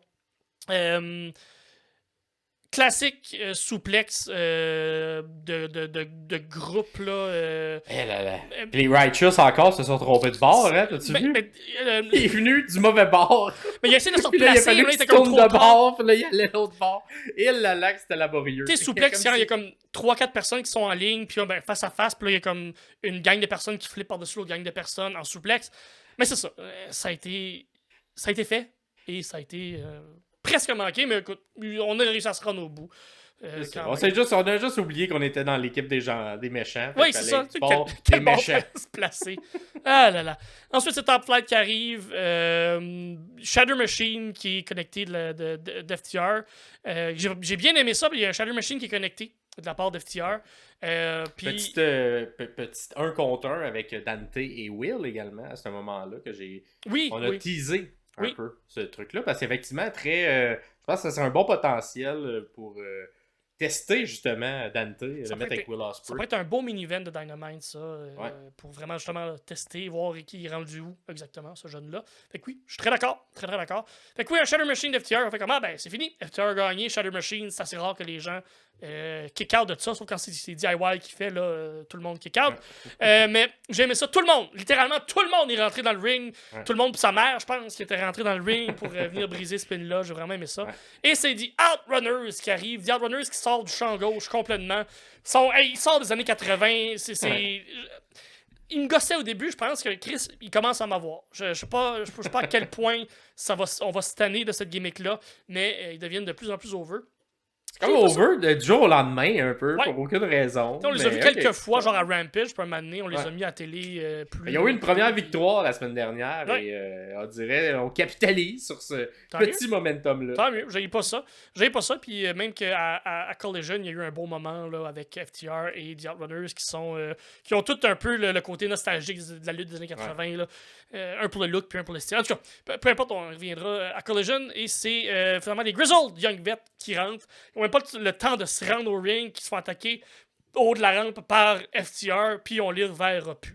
Ils sont partis se battre en arrière ou aller luncher. De manière facile, un peu raccourci scénaristique pour enlever deux équipes qui auraient potentiellement pu gagner. Exactement, mais ils vont lutter un contre l'autre, donc à Collision un peu plus tard dans la semaine. Fait que c'est correct, oui, c'est un raccourci, mais ça arrive, vive la lutte. Il y a un gros suplex de la deuxième à l'extérieur du ring d'un des Outrunners sur un des Maximum Male Model. Tout le monde est là pour les attraper, mais c'est tout le temps épeurant de voir un suplex en dehors du ring. Et on nous annonce à peu près en même temps qu'il n'y a plus d'équipe. Le magasin est fermé. Il n'y a plus personne en arrière pour venir faire d'autres apparitions. Fait que c'est quelqu'un qui est là présentement qui va gagner. Et c'est Will Ospreay et Kyle Fletcher qui gagnent sous tout ça. Puis ça m'énerve un peu que ce soit pas une vraie équipe qui gagne. Je comprends ce qu'on fait. On veut s'assurer d'avoir un gros match de lutte, Will Ospreay et Kyle Fletcher contre les Bucks, puis ça va être bon. Je suis d'accord, Grand Slam, Youpidou, Yee, mais ça reste que t'as toutes des vraies équipes. Tag team, c'est un gauntlet tag team, c'est pas des tag teams qui gagnent. Ça vient me chercher un peu. Mais, et Ospreay gagne son troisième match. Ouais, il a tout gagné ses gauntlets. Si. Ouais. Fait que, écoute, on veut-tu y faire une streak sur ce type de match-là? On va voir. Peut-être. Mais j'aime ça en général. On va revenir quand je parlerai de Collision, mais Dynamite feel tellement plus gros que Collision. Collision, c'est plus ça. Ça pue le glow que ça avait. Même que tranquillement, je suis en train de peut-être penser à abandonner Collision pour peut-être suivre TNA. On verra ce que ça donne en meeting avec Maxime, mais ça reste à voir. Mais Collision, là, c'est moins ça. Bon, dites-nous, vous, dans les commentaires, préfériez-vous qu'on enlève Collision et qu'on suive les shows hebdo de la TNA? Fait que dites-nous là, si jamais ça vous tente, ben, on fera ce petit changement-là. Parce qu'effectivement, des fois, il y a des trucs qui sont le fun à Collision, out of nowhere, mais c'est pas régulier au Dynamite. Fait que, les highlights YouTube, c'est assez pour aimer Collision. Le show complet, c'est ça. C'est pas mal ça. Fait que, on fait le tour de ce Dynamite-là, quand même chargé, gros Dynamite, après show un peu, là, ça a tourné beaucoup autour des explications de ce qui s'est passé. Et un peu surprenamment, on a presque évacué à 100% Swerve. Il y a eu, c'était-tu à Collision ou c'était à Dynamite, la petite vignette de DVD, de je sais pas quoi, là? C'est bon. Hathaway qui regarde des DVD de matchs bons. Puis, je me souviens pas, j'ai écouté Collision un matin, puis j'ai réécouté les highlights de... Mais il y a comme eu un petit... en tout cas, mon pif me dit qu'ils sont en train de construire peut-être un DVD des meilleurs matchs que j'ai jamais eu à la All Elite Wrestling. Ah, ok. Ça serait peut-être ça, Shockwave. Ça serait bon, par exemple. D'après moi. C'est le mot qu'ils ont parlé. Le mot Shockwave que Tony Khan dit à tous les deux mots, là. Shockwave. Fait que, en tout cas, il y a eu comme un segment où on avait des DVD puis quelqu'un regardait les meilleurs matchs que j'ai jamais eu. Fait que, Tu sais, les à voir, DVD, c'est là, sur ça. cet article super à la mode, là. Ouais, exact. Fait que, on va voir. Ça va faire une petite compilation, mais on dirait que c'est ça que j'ai compris de cette promo-là. J'ai pas l'impression que ça s'en va ailleurs que par là, mais peut-être que je me trompe. Par la suite, SmackDown du 13 septembre, le premier SmackDown à USA, la saison première encore une fois de SmackDown. Et écoute, gros SmackDown quand même. D'abord, parler du côté des petits changements au niveau visuel. Nouveau logo pour SmackDown. Je pense que je l'aime pas, personnellement. Ouais, moi non Je plus. Je trouve ça préférais weird. l'autre. Le S, le Le D petit- qui s'entremêlent un peu, là. Ouais. Ouais, c'est ça. En tout cas, j'ai pas tant aimé ça. J'aime cependant le petit truc au micro, que c'est juste le S Ouais. qui apparaît. Mais écrit au long, pas sûr. Aussi, on bien apprécié ça, on met une petite bande en bas avec la face des gens. Fait qui est un commentateur, qui est analyste, Oui. qui est reporter en arrière. Bien aimé ça, mettre de l'avant également les espèces de personnages secondaires. Que, à une certaine époque, on s'en foutait vraiment. Là, c'était à peine s'il y avait des noms, là, ces gens-là. Ouais. Là, on les met vraiment plus de l'avant. Fait que ça, j'ai quand même apprécié ça. Fait que ça, en début de match, et évidemment, comme tout nouveau début, ben, t'as Paul Lévesque qui rentre, qui commence le show, puis qui va pisser dans les quatre coins, puis fait c'est à moi la WWE en ce moment, bienvenue au show. Et à la fin du générique, on a également eu pisser dans les quatre coins, mais là, sur le générique, parce que ça apparaissait pas avant, on a producteur exécutif, Paul Lévesque. Ah, j'ai pas vu. Ouais, J'ai fait pas que remarqué. ça apparaît en plein milieu de l'écran, peut pas le manquer. Fait que Ouais. ce show-là est signé Paul Lévesque. Tiens-toi. Fait que petit changement au niveau du visuel. Fait que à voir si ça va être la même chose à Netflix, parce qu'on n'a pas eu ça à Raw. Fait On que, veut vraiment souligner le fait que Vince est plus là. Ouais, fait que. Puis j'ai l'impression aussi que Paul, il veut vraiment souligner le fait que c'est rendu lui en charge. C'est le Paul avec un Raw. Puis c'est un peu la même stratégie que ce que Vince avait, hein, tu sais. Quand. Tu sais, genre, vous pouvez pas. Je suis inévitable, là. Genre, je suis sur le générique, je suis en avant, je commence le show. Si un jour je me fais cancel, bonne chance de me blurrer dans toutes ces affaires-là. Mais, gars, ça arrive, il y a Vince, il va être cancel. Fait que, on va voir, mais j'ai l'impression un peu la même stratégie. Fait qu'ils se mettent le plus souvent à l'écran possible. Fait qu'on commence ça avec un match. Et là, on nous annonce pas de pub. Tabarouette, ça commence bien, ce deal-là. Pas de pub. Mais comment cette compagnie-là va survivre s'ils vendent pas de pub? C'est pas, On va pas de faillite. pub pendant ce show-là, pendant le premier 30 minutes. Fait que Cody puis Solo dans une cage, il n'y aura pas de publicité. Évidemment, juste les entrées, ça dure genre 10-15 minutes. Au début de match, quand même bien. Moi, j'ai trouvé que c'était un match qui était bien. Peut-être un tantinet long, mais Cody prend vraiment le match sur ses épaules. Ah au oui, complet, oui. là. Oui, Chris, oui. Dès le départ aussi, là, je pense qu'il s'était fait une petite coupure backstage, là, parce que rapidement, ça se met à saigner pour se mettre un petit peu de rouge dans les cheveux, comme il aime faire. Et Cody, 3 fois, se rend sur le top de la cage et reçoit ou fait un gros mouvement. Fait que d'abord, il fait un Cody Cutter du haut de la cage. Il reçoit un superplex de Solo pendant qu'il est sur la cage et essaie de sortir. Puis là, boum, lui, il est debout de sa troisième, puis il pitch. Gros spot, this is awesome. Et par la suite, avant la fin du match, il fait un saut en planche de Cody du top de la cage. Tabarouette. Il a vraiment mis son corps en danger pour ce match-là. Pour un match de semaine, les risques qui ont été pris, ce n'est plus PLE que match de semaine, mais c'est la première, fait qu'on veut vendre ça en gros. Solo, c'est pas le meilleur d'habitude, mais il a quand même bien suivi. Ah oui, je suis d'accord. Cody dans le match. Fait que, tu sais, mettons comme Miz est capable de bien suivre un worker. Je trouvais que Solo était un peu dans ce style-là. C'est pas lui qui est fascinant puis qu'on est comme oh my god, il est là, mais il a bien suivi Cody à travers tout ça. Évidemment, c'est Cody qui remporte le match. Ben oui. Fait qu'à la fin du match, ben là, pas content. Que le Bloodline arrive. Et, un peu surpris, moi, que le Bloodline n'est pas venu durant. Pendant le match. Pendant, on a regardé ça clean. Fait que c'est vraiment après le match qu'ils viennent, entoure le ring. Bon, un petit beatdown sur Cody. Solo, il fait son light dans la gorge. Fatou, il fait son moonsault, la 3. Il veut même la refaire. Il monte sur le toit de la cage. J'étais comme tabarouette, ça va être incroyable. Il est capable, c'est sûr, de faire un moonsault de la 3. C'est sûr. Du top de la cage. Mais là, non! La musique de Roman Reigns arrive. Fait que là, ça déconcentre tout le monde. Il fera pas finalement ce magnifique move que moi. Tu vois, moi, j'aurais peut-être tué. Il va être bouh! Reigns arrive après! Oui, puis en même temps, il y aurait eu le temps. Là. Roman, c'est pas lui, il prend son temps. C'est ça. Il aurait eu le temps de le faire pareil, là, on s'entend là. Exact. Mais là, à la place, il a fait sa face de mais là, comment ça, il arrive? Fait que, bon, évidemment, on s'attendait à ce que Reigns soit là, dans ce type de match. Ouais, Donc, on va poursuivre un peu cette rivalité-là. Fait que, arrive. Gros pop, hein, quand il ferme la cage. Ouais. Genre, vous êtes pris avec moi, puis le Train. boum boum boum, il se met à enchaîner tous ses mouvements sur tout le monde. Il nettoie le ring. Il y a même un petit face-à-face avec Fatou, ça j'ai bien aimé ça. Ouais. Hein, parce que là, Fatou, il est comme let's go, j'y vais.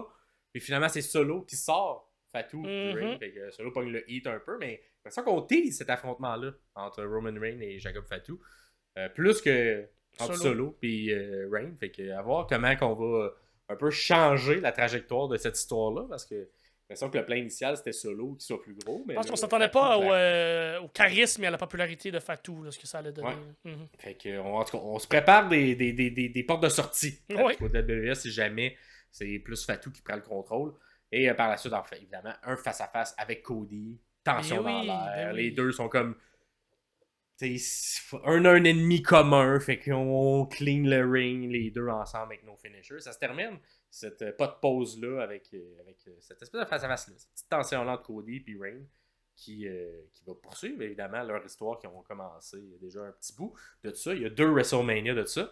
Fait que, ensuite, on enchaîne avec un match, un bon petit match de semaine. KO et il s'appelait Ricky contre 8 Down Under. Fait que quand même drôle, Ricky. C'est drôle. J'étais comme, c'est qui? C'est quoi? Il me disait rien. J'étais comme, c'est quelqu'un de NXT qu'on connaît pas. Non, il me disait rien. Je trouve ça bizarre. Mais KO était comme, c'est mon partenaire, puis oui, c'est pas mon premier choix, mais gars, ça va être lui.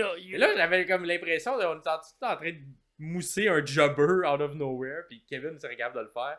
Mais finalement, juste avant que la cloche sonne, non, on a un appel backstage. Quelqu'un dit non, il est arrivé finalement. Il est là. Ça donne tout bien. Il est huilé. Il est prêt. Tu sais, genre, les avions, ils atterrissent, ils rentrent dans un taxi. Juste avant que le match commence. Que c'était bien timé. Bravo au service de transport. Très fort. Hein, on aura peut-être pas de lockout ou de grève dans le Canada, puis ça paraît parce que Tabarouette, c'est arrivé juste à temps. Fait que c'est Randy Orton qui était le choix numéro 1 qui arrive. Et là, quand KO l'apprend, bien aimé ça, quand même drôle, il décide de faire un stunner sur Ricky. Ben oui. Fait un petit rappel hein, que KO, il trahit tout le temps. C'est genre d'amis. Il s'est excusé à la fin du match. Il s'est excusé. C'est vrai, il s'est excusé, mais quand même. C'était chien, c'était gratuit à Ricky pour lui. C'était son moment. T'as bien aimé également quelques petits spots de ton bord durant le match?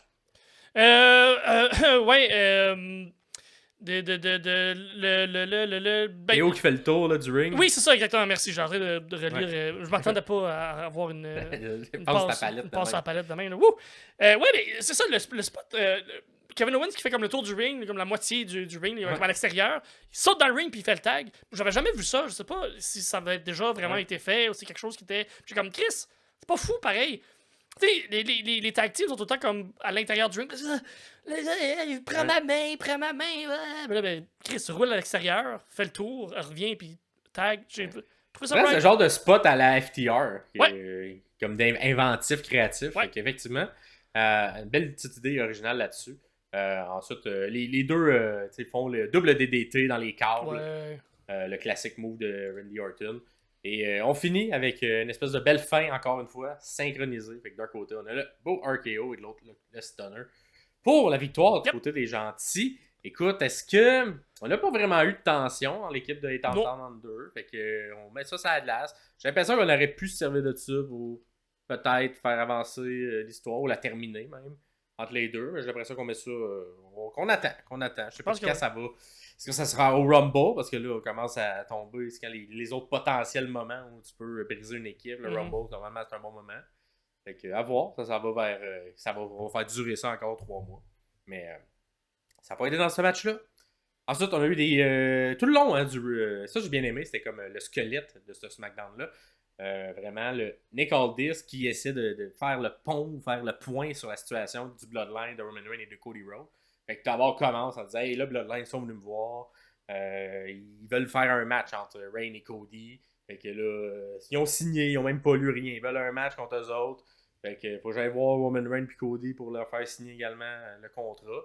Un peu plus tard lors du segment, on a Cody qui vient et qui fait non moi je veux plus faire affaire avec eux autres là. Que Reigns trouve un partner. Ça j'ai bien aimé ça. C'est un misdirection au final. Mais je trouvais ça intéressant de faire parce que là, on annonce également que le segment final, c'est Reigns qui va être dans le ring pour un peu répondre à tout ça. Fait que là, on dirait que ça m'a donné le goût de rester jusqu'à la fin pour voir est-ce que ça va être un partenaire mystère. Là, moi, tout le long, j'étais comme vas-tu voir The Rock? Vas-tu voir The Rock qui va être un nouveau partenaire? Ça va être fou, ça va être fun. Et c'est le premier SmackDown, la nouvelle chaîne. Ça aurait pu. Peut-être. Fait que j'ai bien aimé ce misdirection-là qui finalement sert juste à me titiller. J'ai tombé dans le T'as tombé panneau, dans le piège, mais- c'est correct. C'est un beau piège à tomber dedans. Exact. Mais bravo d'y avoir pensé de faire. On va peut-être faire comme si Cody ne voulait pas le faire. Fait que je pense que je vais enchaîner tout de suite jusqu'à la fin avant de parler Ouais. du bon match. Fait que on se rend jusqu'à la fin du show. Fait que segment micro avec Roman Reigns. Bien aimé la performance de Reigns. Qui était comme. Évidemment, il est aimé du public présentement, mais il y avait un peu encore son attitude de méchant Ouais. dans le ring. Fait que ça, j'ai pas eu ça. Il faut pas au aller niveau de la complètement continuité. babyface, le gros babyface. Il faut qu'il reste quand même dark Exact. et ténébreux. Ouais, ben, puis entre autres, tu sais, quand il est comme à Aldis, qui est comme, tu sais, j'ai pas vraiment de respect pour toi, Mhm. genre, dans le sens où c'est moi qui décide, c'est ma compagnie. Tu veux que je signe ton petit papier, m'en fous, pas besoin de signer des petits papiers, moi je suis Roman Reigns. Et là, justement, lorsqu'il fait le call sur c'est ma compagnie, c'est mon ring, c'est à moi que tout ça appartient, qui est quand même des paroles d'un méchant normalement, mais Ouais. qui est applaudi à ce moment-là. T'as Cody qui arrive, puis là, il aime pas ça. Ben non, pas ta compagnie. Depuis WrestleMania, c'est pas mal moi qui a sur ses épaules, tout est plus là. C'était peut-être ta compagnie avant, maintenant c'est à moi. Mhm. Petite tension entre les deux là, Uh-oh. à ce moment-là. Mais là, évidemment, tout, l'ennemi de ton ennemi, ben, ton ennemi devient ton ami. Fait que là, le Bloodline arrive, puis ils sont comme hey, c'est le fun votre face-à-face, mais nous autres, on veut se battre contre vous autres. Fait qu'on va venir vous péter à la gueule. Fait que les deux, tout le Bloodline arrive. Bon, classique, là, petit brawl, tout ça. Les gentils finissent par reprendre le dessus. Et Reigns prend le contrat qu'il avait mis à terre plus tôt. Puis même s'il avait dit qu'il avait besoin de signer le contrat, il décide qu'il le signe.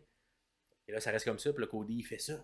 Donne-moi-le, moi aussi. Et il va, lui aussi, mettre ses initiales sur le contrat. Fait qu'on a le match pour Bad Blood entre les deux équipes. Fait que ça sera Fatou et Solo, ainsi que Reigns et Cody. Ça en devrait équipe. être bon, ça. Ça devrait être bon. Ça devrait être bon. On tease ça. Ah non, c'est même pas pour Bad Blood, c'est pour Survivor Series. Hein?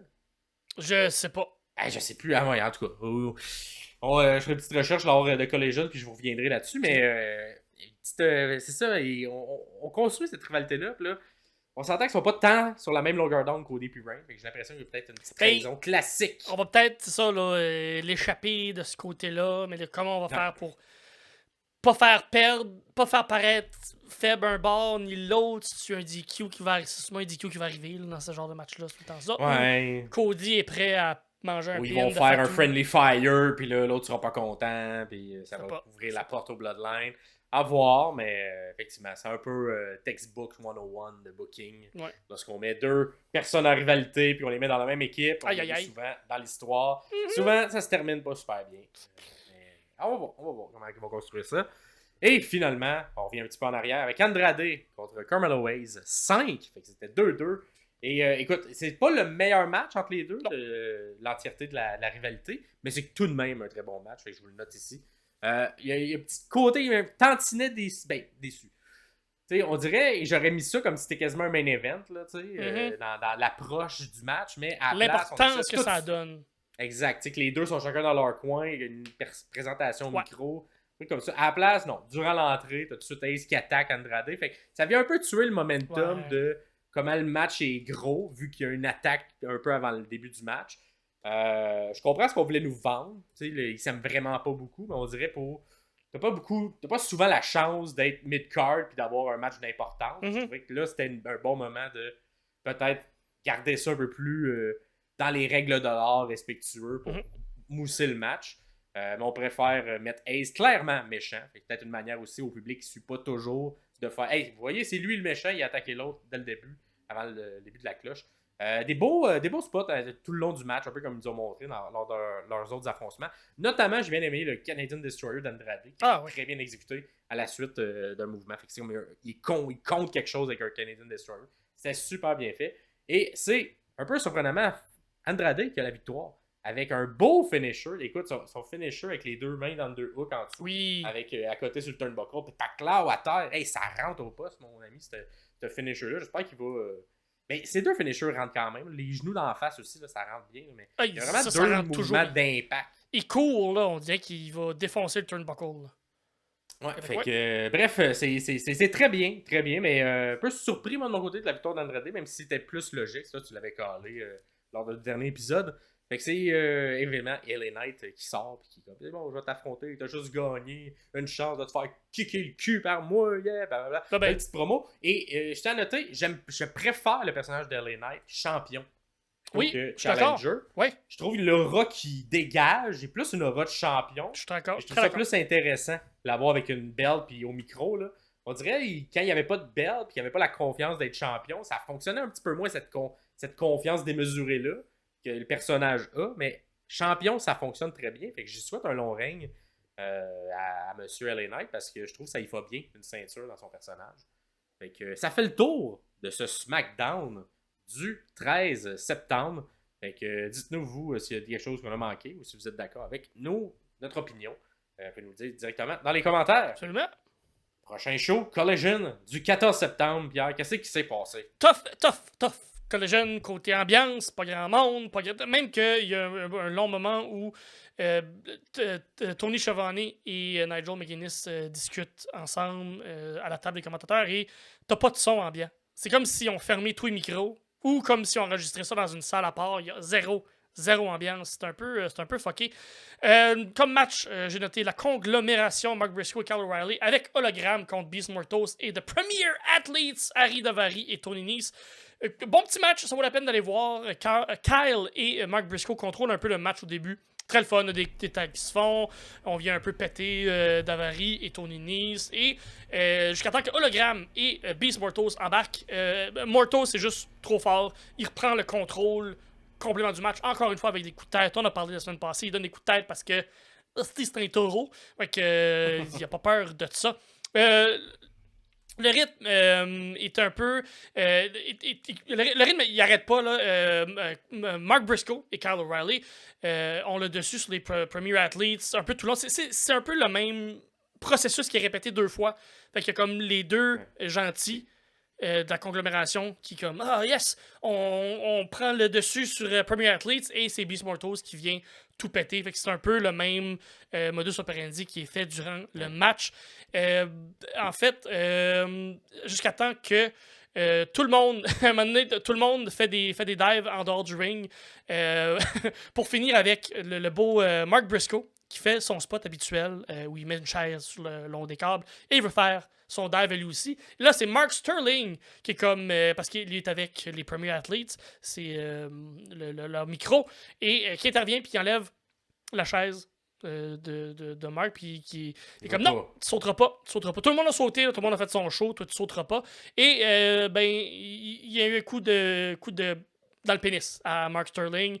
Et quand t'es un monsieur et tu manges un coup dans le pénis, ou quand t'es une personne qui mange un coup dans le pénis en général, tu te penches par en avant parce que ça fait mal. Et c'est là que Mark en a profité pour faire son dive sur ce qu'il y avait de plus proche d'être une chaise pas loin, c'est-à-dire Mark Sterling.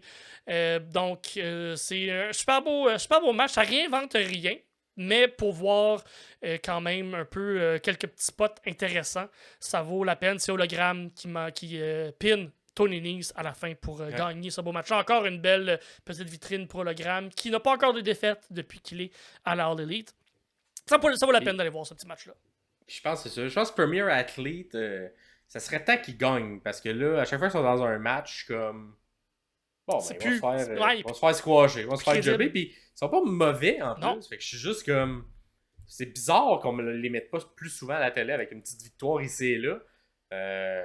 Qui serait justifiée de quelconque manière, là, parce qu'on s'entend, c'est quand même une équipe qui se tient. Ben oui, absolument. Relativement. Des fois, ils devraient peut-être battre des gens qui ne sont pas en équipe. Ouais. Juste parce qu'ils sont moins fluides, parce que c'est pas une équipe, et eux, ils sont. C'est ça. Que, des fois, c'est ça. Des fois, je suis comme, il me semble qu'il serait dû pour une victoire. Il enchaîne les défaites beaucoup. Josh Woods, c'est moi qui te l'ai présenté, ça donne qui est arrivé, puis tu le connaissais pas. Là, il a été champion télé de la Ring of Honor dans le temps, puis il a été quand même longtemps. C'était un bon champion, très respecté. Et qui a comme perdu un peu de son glow rendu là. Il devrait demander à Naomi d'avoir un peu de glow rendu là. Pour le développement de personnage ensuite, c'est Wheeler Utah. Qui fait une entrevue backstage avec Lexi Nair, puis Wheeler, il trouve pas ses mots, il est comme pas capable de répondre aux questions de façon directe, de façon fait. Très bien joué, parce qu'il y a comme pas de nouvelles nécessairement de Brian. Puis là, il y en a, mais il veut pas en parler. Exactement, parce qu'il veut pas manquer de respect à ce qui est peut-être le BCC. Il a comme peur d'eux autres, mais il est du côté de Brian, mais pas... Fait qu'il est comme pas capable de répondre, franchement. J'ai vraiment, vraiment aimé ça. Plus tard, c'est un match contre Anthony Henry, des Workhorsemen. Je savais même pas que ces gens-là existaient dans la compagnie, juste pour te dire comment ils ont été creusés loin pour ça. Mais match OK, mais quand Henry nargue Danielson en avant de Utah, comme, il fait comme ton héros, t'es une crise de merde. Utah snap complètement. Il va tout utiliser le moveset de Danielson. Avec les coups, il va cave his fucking head in. Et il a même fini avec avec les coups de coude aussi. Et il a fini avec j'appelle ça le wing clipper, mais c'est pas ça, là, avec le. Ouais. Le cattle mutilation. Cattle mutilation. La mutilation du veau. Et voilà. Fait que pour la progression de personnage de Wheeler Yuta, ça vaut la peine d'aller voir ces petits segments-là, vraiment. J'ai bien apprécié, moi, ça. Bravo. J'ai hâte de voir si on va le tenir. Oui. Mais oui, c'est intéressant, un personnage de Wheeler Yuta complètement détruit, mais qui continue de remporter parce que sa rage son intensité prend le dessus, tu sais. Oui, on dirait que c'est la première fois que je vois des belles couleurs dans le personnage de Wheeler Yuta, qui n'est pas juste le jeune qu'on mousse, mais qui a vraiment son propre personnage à lui.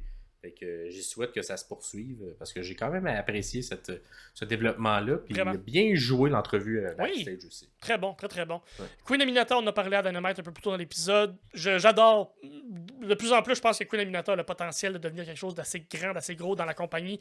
Une championne à en devenir, Queen Aminata. Ça prenait contre Robbie Renegade, qui est là habituellement juste pour aller perdre. Super talentueuse, Robbie Renegade. Par contre, est tout le temps utilisé justement pour perdre.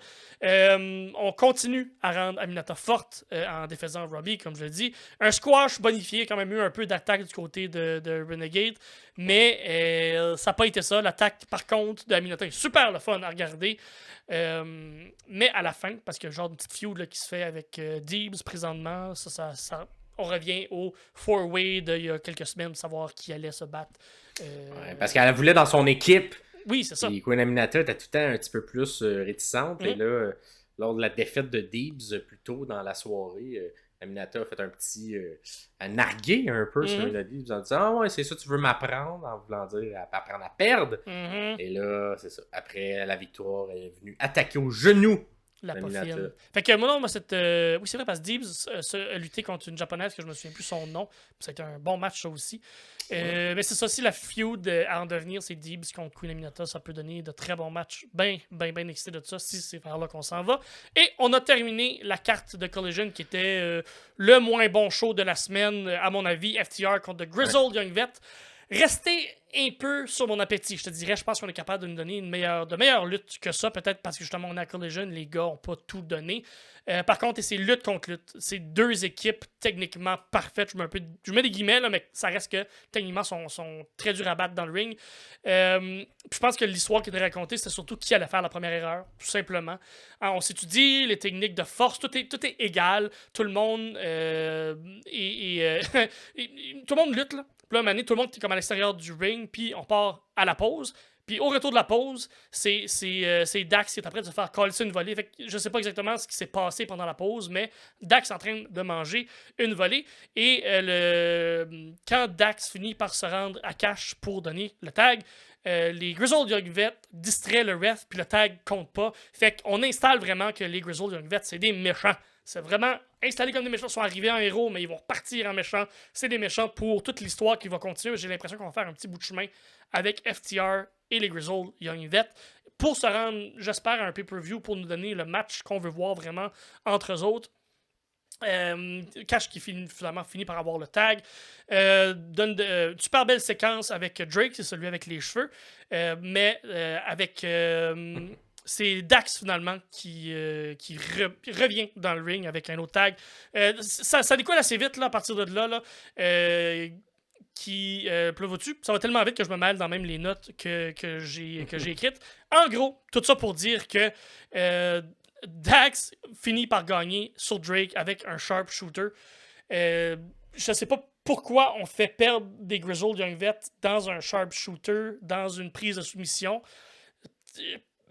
si on veut bâtir les Grizzled Young Vets comme des vrais bons lutteurs, cette fin-là, pour se rendre au sharpshooter et le sharpshooter comme tel, je suis pas certain si j'ai vraiment aimé ça.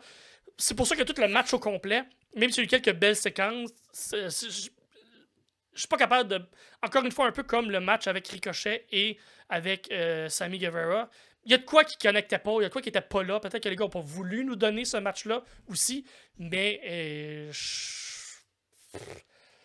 Mais construction bizarre aussi Exactement. de le mettre à Collision, une nouvelle équipe que tu as quand même fait commencer après un gros match du gros pay-per-view All-In, Ouais. comme un peu surprise. Puis là, on dirait qu'ils ont comme pas eu leur... tu sais, les mettre tout de suite contre FTR, c'est correct, ça donne un bon match, mais on dirait qu'on construit pas le momentum de les faire être dominants, des gros méchants qui pètent tout le monde. C'est ça, c'est pour ça que sont perdre en gentils, sharpshooter, je puis fais là- comme, ben, ok, oui, mais comme, pourquoi de cette façon-là? On dirait j'aurais peut-être inversé. J'aurais peut-être mis un petit match un peu plus court squash sur justement les Outrunners avant de se rendre à FTR.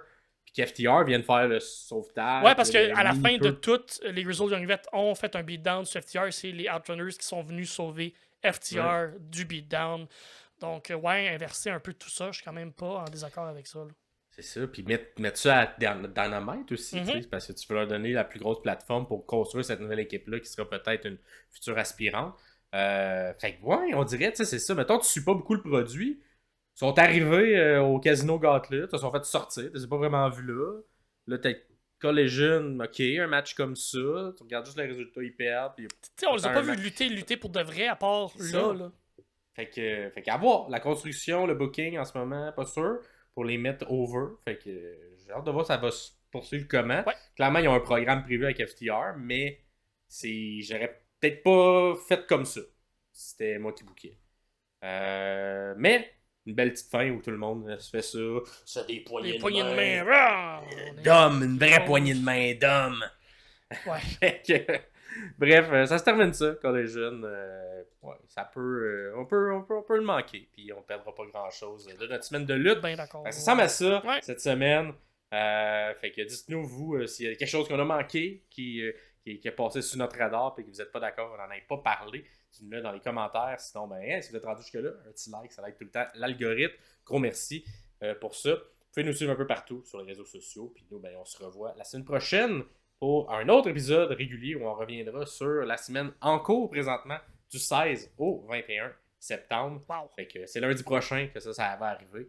Gros merci, Pierre, comme toujours. Plaisir, merci à toi. Là. Et c'était Max Perriard qui vous dit ciao ciao tout le monde. Ainsi que Gaston Gay. sommelier de la lutte. Ciao.